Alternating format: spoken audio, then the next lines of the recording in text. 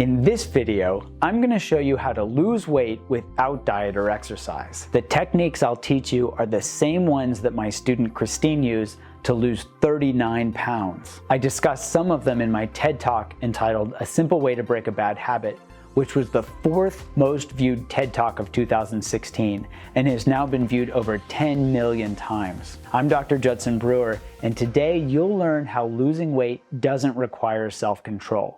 It only requires your attention.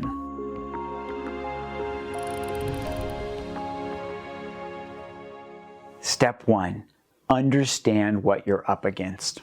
We all have to eat to stay alive. As long as we don't eat too little or too much, and our food is mostly healthy, this isn't a problem. But as you may have discovered for yourself, it's not just about how much we eat, but what, when, and how we eat that determines our success. Much of our social lives revolve around eating. We eat lunch with people at school or work. We eat dinner out with friends and snacks whenever we get together. We eat when we're not hungry. We don't stop eating when we're full, and we eat too much food that's not good for us. We eat when we're lonely. We eat when we're depressed. We eat when we're stressed out. So why are there millions of diet books? Why are there so many special meals to help us lose weight and a new diet craze every 2 years? Because for a lot of us, we're no longer in control. We can't stop eating when we're full. Many of us don't have a healthy relationship with food because of stress or other habits that we've formed around eating. We're addicted to sugar, or we're slaves to our eating habits. That's what you're up against. Everything around and inside of you is setting you up for failure.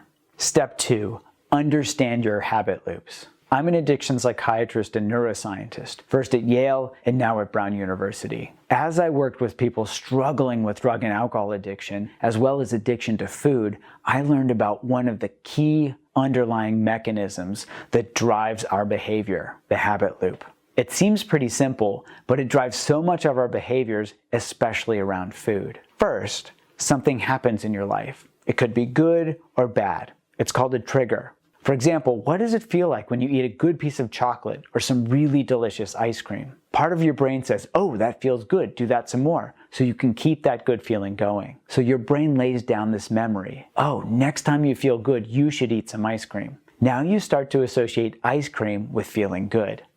And this is when craving starts. The next time you see ice cream, you start to crave it, even if you aren't hungry. The more you do this, eating, leading to craving, leading to feeling good, the more this gets laid down as a habit loop. This works with negative emotions too. Have you ever been yelled at by your boss, a friend, or a family member?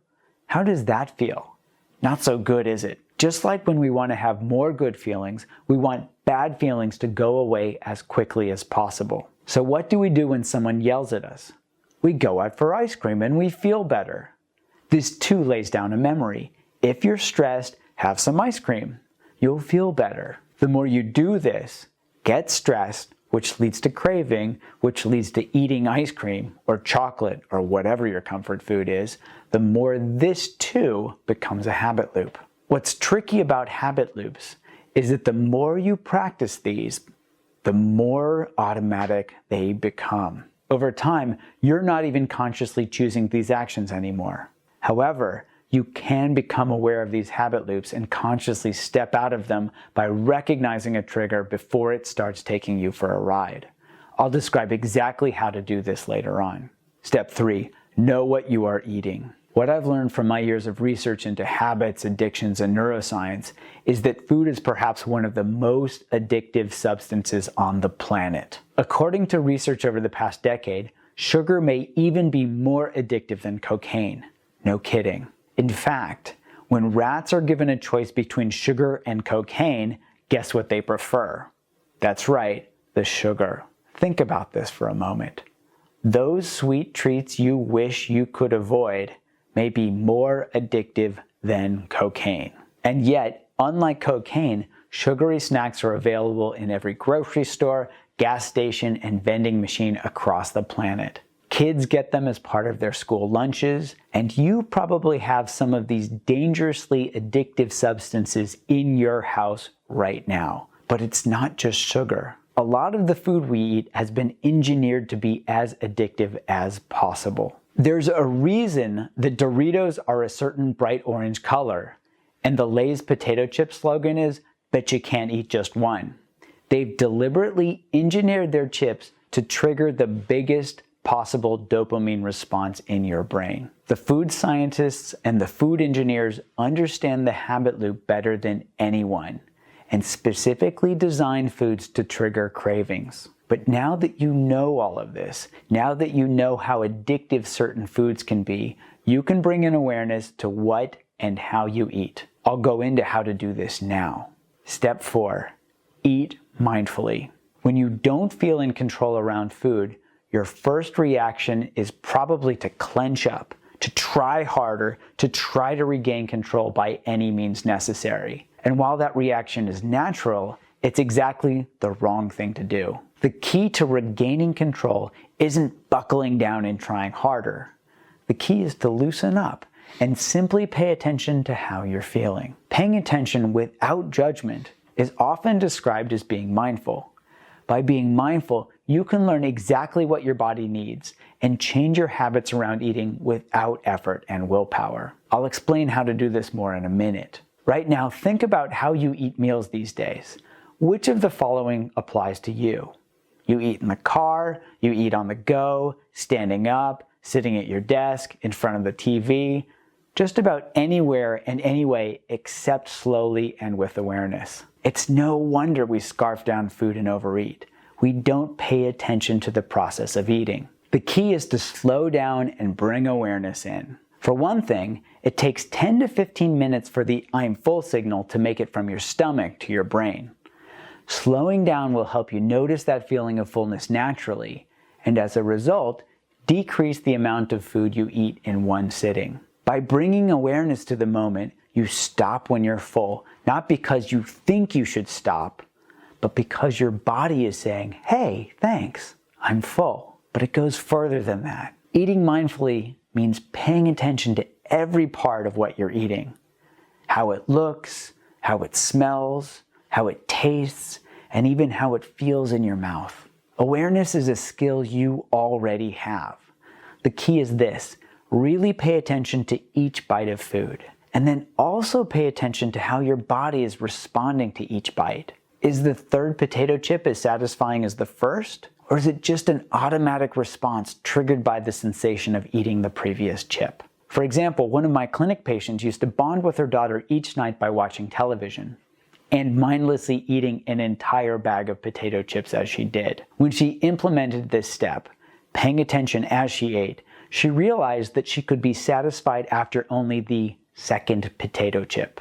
Now I think of her as my 2 potato chip patient. So the next time you sit down to eat your favorite snack, take out just 1 chip, or 1 cookie, or just 1 spoonful of ice cream. Place the rest off to the side, and pretend you're a food critic at a fancy restaurant, and you want to write a review of this bite of food. What are you going to say? How would you describe it? What does it look like? What does it smell like? What's the texture? And what's it really taste like? Take your time, and most importantly, pay attention. See what you discover. Step 5, learn to distinguish real hunger from emotional hunger. Many of us eat out of habit instead of hunger. We think we're hungry because we're craving food. But in reality, we may be simply stressed, bored, fatigued, sad, or mad. And somewhere along the way, we learn to associate these emotions with eating. This is called hedonic or emotional hunger rather than physiologic or real hunger. For many of us, our emotions are so mixed up with hunger that it's hard to tell the difference at this point. So how can we tell when we're actually hungry and not just hungry out of habit? Back to awareness. When was the last time you ate? Was it 1 hour ago or 6 hours ago? And right now, are you experiencing any strong emotions? Are you bored? Are you feeling a craving for a particular kind of food, especially one that might be more of a reward food like chocolate or ice cream? There is no perfect answer. It is possible to be legitimately hungry and be craving a treat. But by paying attention to how we feel, we can start to tease out when we really need calories and when we're just filling an emotional void. And if you're not sure, try eating a small, healthy snack. And wait 5 or 10 or even 15 minutes and check in with your stomach after that. Are you still hungry? And if you're not, it's likely that you're just stressed about something. Step 6, learn to recognize internal triggers before they take you over. You may often eat due to unpleasant internal states such as boredom, discomfort, or sadness. Remember the habit loop? Our brain has learned feel boredom, eat, and feel better. Now, our bodies are constantly producing these feelings, but we're too busy watching YouTube or typing out an email or whatever, so we ignore them. But those inputs are still there, sending signals to our brains, and those sensations, if we're not paying attention to them, can trigger eating habits without us knowing it. But by checking in with your body on a regular basis, ideally multiple times throughout the day, you can learn to identify these sensations before they trigger habitual behaviors or excessive eating. Let's do this right now. Drop into your body. What are you feeling? What's your emotional state right now? What did you notice? I'll use boredom as an example. What does boredom actually feel like in your body? Where do you feel it most? Sometimes it will surface as some restlessness. For me, it's in my belly and somewhere in my chest. And once you notice where it is, get a really good sense of what it's like so you can become really familiar with it. What does it feel like? Where is it? Does it come and go? The goal isn't to make the sensation go away or to distract yourself from whatever's there. The goal is to become aware of the sensations before they trigger cravings and emotional eating. Over time, you'll become much more familiar with those triggers that automatically drive mindless eating. The more you do this, the easier it will become and the less you'll be driven by those automatic triggers and the less you'll be driven into automatic eating behaviors. So to summarize, 1, understand what you're up against. Your environment and your psychology are rigged against you. 2, understand your habit loops. 3, know what you're eating. Certain foods are engineered to be addictive. Number 4, eat mindfully. Pay attention while you eat and see what you discover about everyday foods that you hadn't noticed before. 5, learn to distinguish real hunger and emotional hunger. 6, learn to recognize internal triggers before they take you over. Did you learn something new from this video? If so, make sure to subscribe to my YouTube channel right now. Just click the subscribe button below. And if you want to learn more about how to overcome emotional and binge eating, click the link in the description to sign up for my 7-day email course. It's free. Now that you know how to lose weight without diet or exercise, I want to turn it over to you. Which step from this guide do you think will help you the most? Is it learning to differentiate real as compared to emotional hunger? Or did you think that understanding your habit loop is more helpful?